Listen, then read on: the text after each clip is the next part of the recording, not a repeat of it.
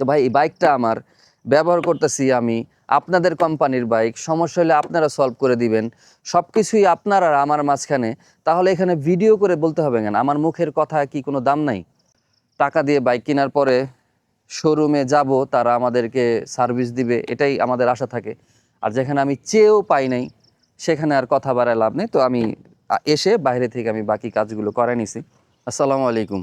আমরা একটা brand new bike কেনার পরে শোরুম থেকে তাদের কাছ থেকে কী আশা করি? লক্ষ লক্ষ টাকা আমাকে 5 তলা বাড়ি করে দিবে, নাকি 2-3 বছরের জন্য ইঞ্জিন অয়েল ফ্রি দিবে, নাকি আমাদের ট্যুরের সকল খরচ দিবে?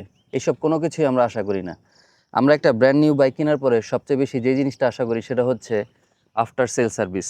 আমাদের যে কোনো বাইক কিনতেই পারি, আমরা যেই বাইকটাই আমরা কিনি না কেন, সেই বাইকটার ভালো একটা সার্ভিস আমরা তাদের কাছ থেকে পাবো। এটাই তো আশা, এটাই সব বাইকারদের আশা থাকে। আমি এই হিরো এক্সট্রিম 125cc এই বাইকটা ব্র্যান্ড নিউ কিনেছি আজ থেকে ঠিক 1 মাস আগে আমাদের সাভার শোরুম থেকে।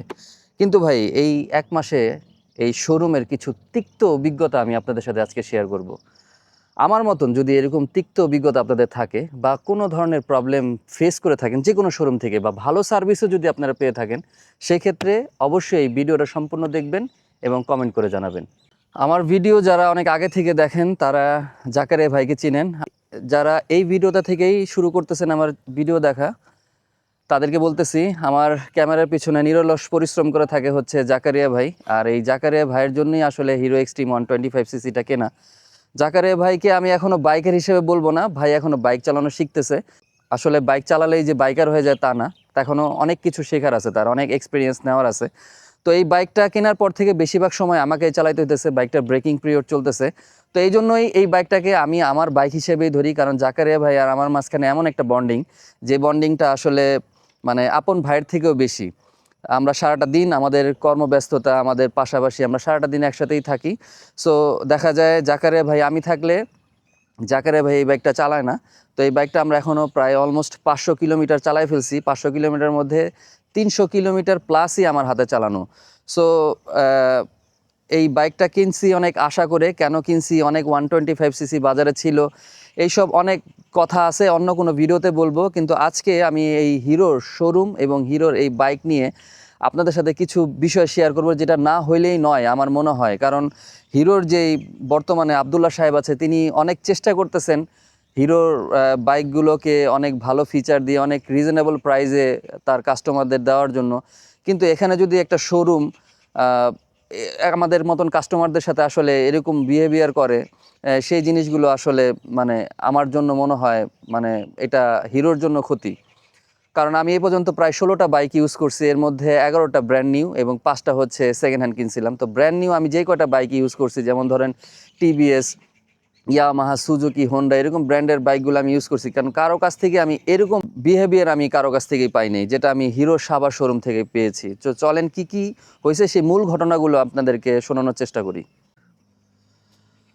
আমরা যখন এই বাইকটা কিনতে যাই, যাওয়ার পরে শোরুমে অনেক বাইক ছিল, সেখান থেকে আমরা এই বাইকটা চুজ করছি। চুজ করার পিছনে আমাদের রেড কালারটা আমাদের জাকারিয়া ভাইয়ের খুব পছন্দ ছিল, তাই আমরা রেডটাই নিছি। তো প্রথমে আমরা এই বাইকটা যখন নিছি তখন আমরা চেষ্টা করছি যে বাইকটার মধ্যে কোনো স্ক্র্যাচ আছে কি না সেই জিনিসটা দেখা। যখন দেখছি না বাইকটার মধ্যে কোনো স্ক্র্যাচ নাই, সেক্ষেত্রে আমরা তখন তাদেরকে বলি যে বাইকটা আপনারা আমাদেরকে রেডি করে দেন। এবং রেডি করে দেওয়ার পরে ভাই সবচেয়ে প্রথমে তারা যখন আমাদেরকে সার্ভিস বুকটা বুঝাই দিচ্ছিল, তখন আমি মানে একটু হতাশ হয়েছি, কারণ আমি হিরোর বাইক কখনো ইউজ করি নাই, হিরোর সার্ভিস সম্পর্কে আমার জানা ছিল না। তারা আমাদেরকে সার্ভিস যেভাবে বোঝাইলো যে প্রথম সার্ভিসটা হচ্ছে ফ্রি, দ্বিতীয় সার্ভিসটা ফ্রি, তৃতীয় সার্ভিসটা তাদেরকে টাকা দিতে হবে মানে পেড সার্ভিস, চতুর্থ সার্ভিসটা ফ্রি, পঞ্চম সার্ভিসটা পেড। তো এই সিস্টেমটা আমি আসলে অন্য কোনো বাইক কোম্পানির দেখি নাই। আমি যেমন আপনারা জানেন আমি R15 ভার্সন 3 ইউজ করতেছি, বা যে কোনো বাইকে হোক, সেই ক্ষেত্রে প্রথম 4টা সার্ভিস কিন্তু যে কোনো কোম্পানির ফ্রি থাকে, তারপরে পেড থাকেই। তো এই জিনিসটা প্রথমে আমি একটু আমার কাছে মানে একটু আনকমন লাগছে। তো আমি তাদেরকে কোয়েশ্চেন করার পরে বললো যে আমাদের হিরো সিস্টেমই এটা। তো যাই হোক, যেহেতু সিস্টেম আমি এটা মাইনা নিছি, তো বাইকটা যখন আমাদের রেডি করে দেয় এবং আমি যখন ফার্স্ট রাইড দিতে যাই, তখন আমার সবচেয়ে প্রথম হতাশা যেটা কাজ করে সেটা হচ্ছে বাইকটার হ্যান্ডেল বার পজিশনটা আমার কাছে অ্যাকুরেট মনে হয় নাই।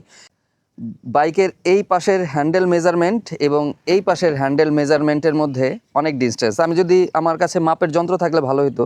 দেখেন এখানে অলমোস্ট 4 হাতের মতন, আর এই পাশটা আসলে মানে 3 আঙ্গুলও হয় না। এই একটা প্রবলেম আমি পাইছি প্রথমে। তো আমি তখনই তাদেরকে এটা বলছি যে ভাই হ্যান্ডেল বারটা বাঁকা।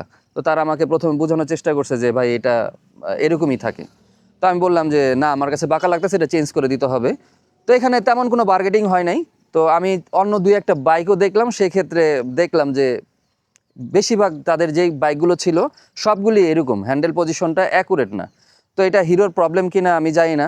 তো যেহেতু অনেক বাইকগুলো আমি দেখছি, আমি এটা মেনে নিছি। তো তারপর আমরা বাইকটা রেডি করে দেওয়ার পরে আমি যখন বাইকটা বাসার দিকে নিয়ে আসতেছিলাম, তখন দেখলাম যে টায়ারের হাওয়া কম, এবং আমি যখন লুকিং গ্লাসটা অ্যাডজাস্টমেন্ট করতে গেছি, লুকিং গ্লাসটা লুজ হয়ে গেছে, মানে তারা প্রপারভাবে এটাকে ঠিকঠাক করে চেক করে আমাকে দেয় নাই। যাই হোক, এগুলো খুব বড় কোনো ইস্যু না, হইতে পারে শোরুমের অনেক সময় চাপ থাকে বা তারা এই জিনিসগুলো মিসিং করতেই পারে। তো আমি এগুলো বাইরে থেকে ঠিক করে নিছি। বাট সবচেয়ে বেশি হতাশার যেই জায়গাটা আমার গতকাল হয়েছে, সেটা হচ্ছে আমি আমার কাগজের আপডেটটা নেওয়ার জন্য গতকাল সাভার হিরো শোরুমে গিয়েছি। যাওয়ার পরে তাদের সাথে কাগজের বিষয় নিয়ে কথাবার্তা বললাম। তো তখন বললাম যে ভাই, আমি তো প্রায় 450+ বাইক চালাই ফেলছি, প্রথম ইঞ্জিন অয়েলটা চেঞ্জ করা দরকার এবং বাইকটা কবে সার্ভিস দিব। তো তারা বললো যে আমাদের র্যাম্প খালি আছে, আপনারা চাইলে সার্ভিস দিতে পারেন। তো আমি যেহেতু সুযোগ পাইছি, আমি সার্ভিসে দিয়ে দিছি কালকে। তো সার্ভিসে দেওয়ার পরে আমার এই 1 মাসের অভিজ্ঞতায় আমি বেশি চালাইতে পারিনি এই বাইকটা, বিকজ আপনারা জানেন যে এখন বর্তমানে বৃষ্টির পরিস্থিতি অনেক খারাপ। তো 400-450 কিলোমিটার চালাইছি। তো এর মধ্যে আমি যে প্রবলেমগুলি পাইছি, সেটা হচ্ছে বাইকটা মানে হঠাৎ করে বন্ধ হয়ে যায়। কখন যে বন্ধ হয়ে যায় আপনি বলতে পারবেন না। এখন জাকেরে ভাই যদি চালাইতো, আমি বলতাম সে নতুন চালক, সে এটা হয়তো বা ক্লাস মিলাইতে পারতেছে না, এই জন্য চালাইতে পারে নাই।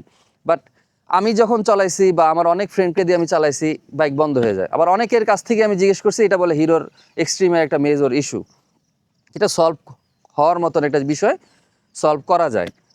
তারপরে যে বিষয়টা আমি প্রবলেম পাইছি, সেটা হচ্ছে আমার ফুয়েলের রিডিংটা ঠিক ছিল না। দেখা যায় ফুল ট্যাঙ্ক করা আছে, রিডিংয়ে শো করতেছে 3 দাগ বা 4 দাগ এরকম। আবার অনেক সময় 2 দাগও মানে শো করে। আবার অনেক সময় আছে অল্প ফুয়েল আছে, কিন্তু 2 দাগ 3 দাগ মানে এটা শো করতেছে। এখন আমরা এটা জানি যে এফআই গাড়িগুলো একটু সাইড স্ট্যান্ড করে রাখলে সেন্সরে অনেক সময় ফুয়েল একটু কম দেখায়, শো করে, পরে আবার ঠিক হয়ে যায়। এটা আমি জানি, অনেকে প্রশ্ন করতে পারেন এটা।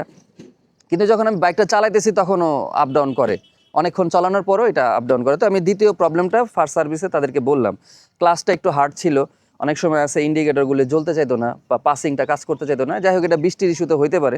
এগুলো আমি তাদেরকে বলার পরে, সেই টাইমটা ছিল হচ্ছে দুপুর 2:30টার মতন। তো তাদেরকে আমি বলার পরে আমি মানে আমি চিন্তা করছিলাম যে আমি বাইকটা রেখে আমি লাঞ্চ করে আসব। তো আমি যাওয়ার পরে তাদেরকে জিজ্ঞেস করছি যে ভাই, আমার এই সার্ভিসটা করতে কতক্ষণ সময় লাগবে। ভাই, এখানে আমি সবচেয়ে বড় শক খাইছি। সেটা হচ্ছে তারা আমার বললো অনলি 20 মিনিট লাগবে সার্ভিস করতে। একটা বাইক খুলতে লাগাইতেই তো মানে 40-45 মিনিট সময় লাগে। তাহলে তারা প্রথম সার্ভিসটা কিভাবে মানে এই কম সময়ের মধ্যে 20 মিনিটের মধ্যে করে ফেলবে। তো আমি তখন আর গেলাম না, আমি ঘড়ি ধরে রইলাম যে আসলে সার্ভিসটা কতক্ষণে হয়। তো বিশ্বাস করেন ভাই, সার্ভিসটা অনলি তারা 25 মিনিটে শেষ করছে। এবং কি সার্ভিসটা তারা আমাকে প্রথম সার্ভিসে দিছে, সেটা হচ্ছে ক্লাসটাকে একটু অ্যাডজাস্টমেন্টটা দেখছে, চেনটা টাইট আছে কিনা দেখছে। তারপর এটা যেহেতু ড্রাম ব্রেকটা তারা একটু চেক দিছে, টোটাল কেবলটা ঠিক আছে কিনা, সিটটা খুলে এয়ার ফিল্টারটা চেক দিছে। দেওয়ার পরে পুরা গাড়িটা পুছে টুছে রেডি করে ওয়াশে দিয়ে দিল। তো আমি তখন তারা বললাম যে ভাই, আমি যে প্রবলেমগুলি বলছি, এই প্রবলেমগুলির আপনারা কি করলেন? আর যেহেতু আমি বৃষ্টির মধ্যে চালাইছি, আমি তো আপনার একটু বলছিলাম যে আমার একটু চাকার রড টড হাবিজাবি একটু গ্রিস করে দিন। তো সার্ভিসে যে টেকনিশিয়ান ভদ্রলোক, সে আমার বলল যে যেখানে এখানে গ্রিস করার দরকার আমি সেখানে করে দিছি, আপনি বললে তো আমি করে দিব না। এখন তো আমি তারে তখন বললাম যে মানে নিজেকে একটু কন্ট্রোল করেই বললাম যে ভাই, আমি তো আপনাদের কাস্টমার, আমি কি চাইতে পারি না বা আমি আপনাকে বলতে পারি না যে আমার বাইকটা কি সমস্যা আর একটু গ্রিস করে দেওয়ার জন্য? তখন সে চুপ, নীরব, আর কোনো কথা বলে না। তো আমি বললাম যে ভাই, কথা অন্তত বলেন, কাজ না করে দিলেন, কথা অন্তত বলেন। তো তখন তিনি আমাকে একটি মুচকি হাসি দিয়ে বিদায় করে দিল। আর সেন্সরের যে বিষয়টা বললাম, রিডিংটা ঠিক আসতেছে না, সেটা তাকে বলার পরে সে আমাকে বলতেছে যে এটা যখন প্রবলেম হবে আপনি আমাকে ভিডিও করে এনে দেখাবেন, মুখের কথায় হবে না। তো ভাই, এই বাইকটা আমার ব্যবহার করতেছি আমি, আপনাদের কোম্পানির বাইক, সমস্যা হলে আপনারা সলভ করে দিবেন, সব কিছুই আপনার আর আমার মাঝখানে, তাহলে এখানে ভিডিও করে বলতে হবে কেন? আমার মুখের কথা কি কোনো দাম নাই? আমি এটার ইউজার, আমি বলতেছি, আমাকে কেন আপনার ভিডিও করে এনে দেখাইতে হবে? এই ছোটটুকু বিশ্বাস কি আপনি একটা আপনার কাস্টমারের প্রতি রাখতে পারেন না? যাই হোক, যেহেতু তারা দিবে না, আমি আর কোনো কিছু বলি নাই। বাইকটা ওয়াশে দিল, বাইকটা ওয়াশে দেওয়ার পর, বাইকটা বের করার পরে তারা আমাকে বুঝাই দিল। বুঝাই দেওয়ার পরে আমি বললাম যে ভাই, আমি তো একটু হাফ ক্লাসে বাইক চালাই, এটা ফুল ক্লাস করে রাখছেন, আমাকে একটু হাফ ক্লাস করে দেন। তো বললো যে আমরা হাফ ক্লাস করে দেই না। আচ্ছা ঠিক আছে, আপনারা হাফ ক্লাস করে দিয়েন না, আমি বাইরে থেকে করে নিব নি, আমার চেনটার মধ্যে একটু লুপ করে দেন। তাদের শোরুমে চেন লুপ নাই, বা তারা যে কোনোভাবে চেন লুপ করতে পারে না, মানে তারা আমাকে এটাই বুঝাইলো। তো বাড়তি আর কথা আমি বাড়ালাম না, বিকজ টাকা দিয়ে বাইক কেনার পরে শোরুমে যাব, তারা আমাদেরকে সার্ভিস দিবে, এটাই আমাদের আশা থাকে। আর যেখানে আমি চেয়েও পাই নাই, সেখানে আর কথা বাড়ায় লাভ নেই। তো আমি এসে বাইরে থেকে আমি বাকি কাজগুলো করে নিছি।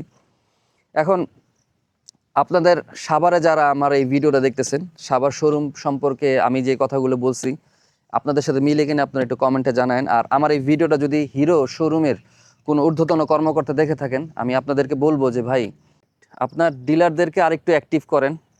আপনার সার্ভিস সেন্টারে যেই সব টেকনিশিয়ানরা কাজ করতেছে তাদেরকে আরেকটু ভালো ব্যবহার শেখান। অন্তত একটা মানুষের সাথে সৌজন্য কথা যেভাবে বলতে হয় সেই জিনিসটা অন্তত শেখান। একটা কাজ করে নাও দিতে পারে ব্যস্ততার কারণে, বা দেখা গেল করলো না, আপনাদের নিয়মে নাই, সেই জিনিসটা আমাদের যাতে সুন্দরভাবে বোঝায়, এতটুকু সম্মান, এতটুকু চাওয়া আপনাদের কাছে আমার থাকতেই পারে। তো আজকে এই ভিডিওটা এখানে শেষ করে দিব। ভিডিওটা ভালো লাগলে like, comment, share and subscribe করবেন। ফেসবুক থেকে দেখে থাকলে ফলো দিয়ে রাখবেন। ভালো থাকবেন। আসসালামু আলাইকুম।